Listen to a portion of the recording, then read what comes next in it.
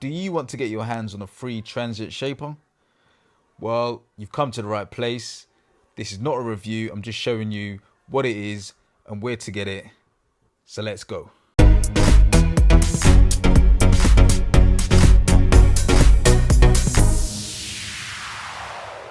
Hey, this is Garth Richards for MachineMinutetips.com, and today I'm going to show you how to get a free Transient shaper from a company called Low Wave Studio, and it's called, as you can see, Spike Q. So basically, if you're looking to add a little extra punch to, say, your drums, your kick, or a little I think more of a punch to your snare, then you would add something like a Transient shaper to the sound that you want to basically shape the attack time of. And so this is a tool that you can use to do just that.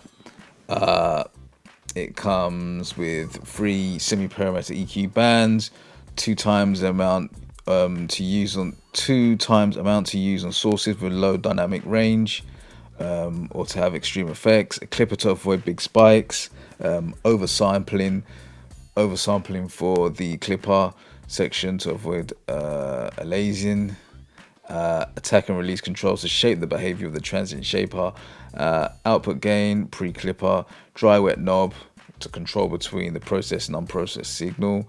And as it says here, it's totally free to use, makes them in your spare time, so maybe donate if you can, but if you cannot, then I'm pretty sure that's fine by the developer. If you're short on funds and what have you, just go ahead and grab this plugin here. It is called Spike Q, and it is a VST and comes in an audio unit as well.